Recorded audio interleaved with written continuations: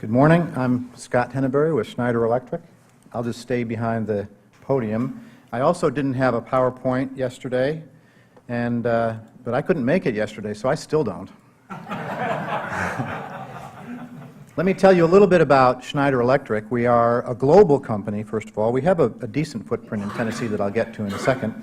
We consider ourselves the global specialist in energy management, and we have a lot of experience in a lot of different segments, saving customers energy and making it pay.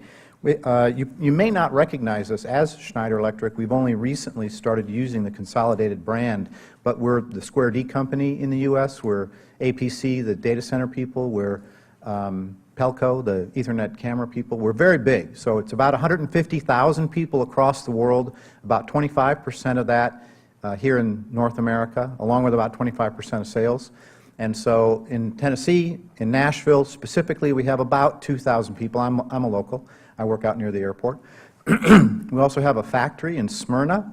That factory has a 1 megawatt solar field attached to it, and we offset about 25% of the electricity that we use in Smyrna, not because our rates are so incredibly high, but because we wanted to, eat our own dog food, as it were, and that's one of our businesses. So we have a significant energy efficiency business here in Tennessee. A lot of what we do in Tennessee is the headquarters for a lot of the energy efficiency projects we do across the U.S., and although I will list a bit what we do globally, I'd say in Tennessee one of the biggest businesses that we have is the electrical engineering business, and a lot of that, the energy efficiency business, and a lot of that is considered performance contracting. So we do well north of $750 million a year in the U.S. in performance contract energy efficiency deals, meaning that we bring in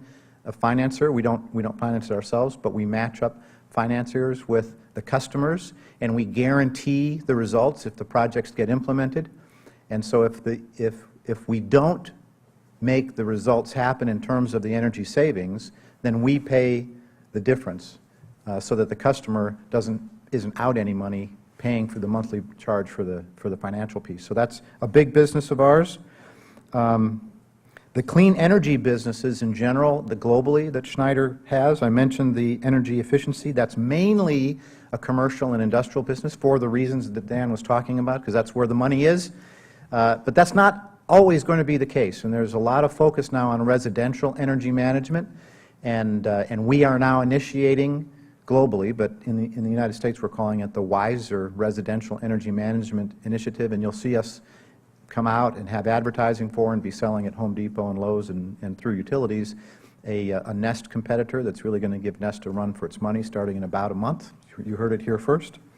We have big businesses in the smart grid with utilities and the smart cities initiatives. That's my particular field.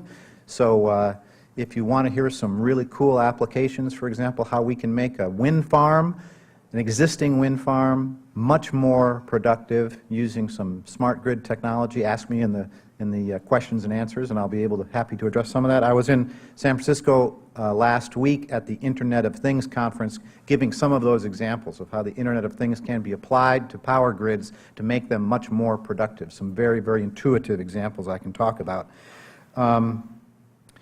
We have the big business. Oh, I meant to mention that in that smart grid arena in Tennessee, both TVA and Electric Power Board of Chattanooga are good customers of ours, and we can certainly talk about some of the kinds of systems that they put in that reduce the line losses, for example, that Dan mentioned, the 6% line losses. EPB particularly is considered a very progressive utility in the United States. I had the opportunity to go through their control center about 2 months ago, to take a tour of their control center. They have half of it controlling the electric grid, half of it controlling the communications. They decided, as long as they're putting all their cables underground, to put fiber underground as well and create their own communications company, and they lease internet access and everything else. And so they all do it from this one big control center. It looks really cool. We are in the solar and wind development business. We do turnkey solar and wind all over the world, as I mentioned before, and as I said, we have some down in Smyrna.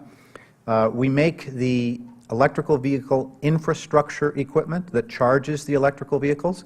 Fundamentally, if it goes on the car, we don't want to have anything to do with it, but if it charges the car, then that's a very big business for us. And for example, we have the contract with BMW for all the chargers that BMW is using in Europe and soon to be in the U.S. And we were just named to the Green Tech Media Research Firm's top 20 list for the top 20 innovators in the world. Oh, I missed one right before that. There's one thing I thought that this group might be interested in. We have a strong initiative, a very strong initiative, not in Tennessee, but in sub-Saharan Africa and some parts of India, called rural electrification. So we're bringing electricity to remote villages in those parts of the world. About 1/5 of the population of the world today does not have access to electricity in these rural villages. And so we're bringing solar cells with battery energy storage. Do you know what's driving that, by the way? They all have cell phones. They all have cell phones that they need to charge, and LED lighting is so efficient that they can now, from a battery that they can charge at the center of town, they bring back home, they can run LED lights so their kids can study all night long, and the wives can charge the cell phones to talk to their husbands who are doing contract work 200 miles away somewhere. And so that's also a very big business for us, just not in Tennessee. And then lastly, I would say that we are currently rated number 9 on the Global 100 Most Sustainable Corporations. So thank you very much for the invitation to speak here. Happy to answer questions when it's my turn.